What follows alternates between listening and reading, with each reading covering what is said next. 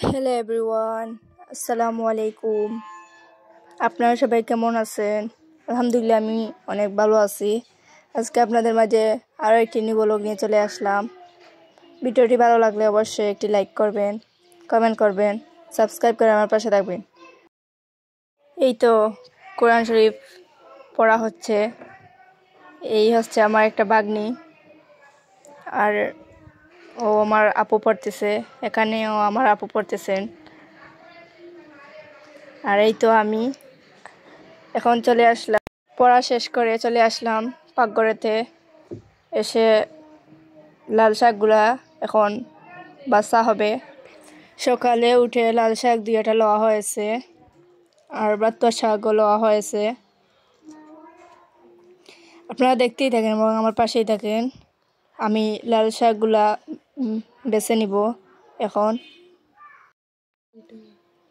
শাক আমার অনেক প্রিয় খাবার। আপনাদের কি শাক ভালো লাগে?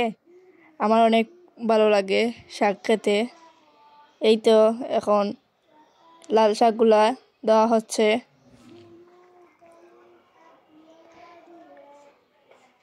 সব ধরনের শাকও ভালো লাগে, কিন্তু লাল শাকটা বেশি একটা আমার ভালো লাগে। আমার প্রিয় খাবার, ফেভারেট। কার কেমন লাগে অবশ্যই কমেন্ট করে জানাবেন।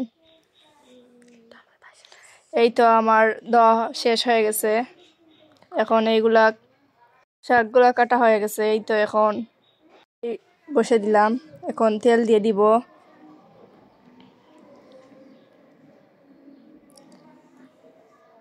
এই তো লাল শাক কাটা হয়েছে। এখানে মরিচ, রসুন, পেঁয়াজ কাটা হয়েছে। এই তো রসুন, পেঁয়াজ, কাঁচামরিচ এগুলা দিয়ে দিব। এই তো দিয়ে দিলাম।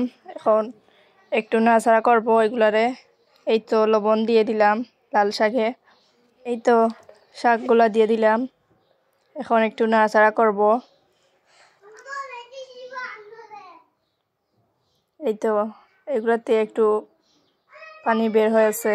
এই যে আমার লাল শাক হয়ে গেছে। আপনাদের সাথে একটু শেয়ার করে নিলাম। এই যে এখানে বাতুয়া শাকও হয়ে গেছে। বাতুয়া শাকও খেতে অনেক মজা লাগে। এখন টমেটোর ঠেঙ্গা রান্না করা হবে। এই তো টমেটো কেটে নেওয়া হচ্ছে।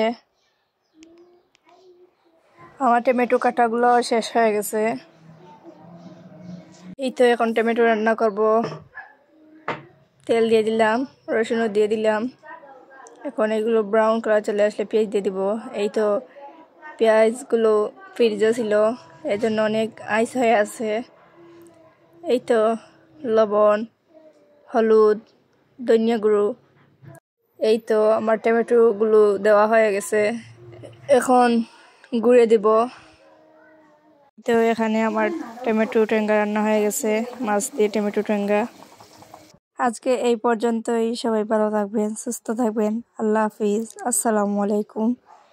ভিডিওটি ভালো লাগলে অবশ্যই একটি লাইক করবেন, কমেন্ট করবেন, ছোট্ট বোনটিকে একটু সাপোর্ট করবেন।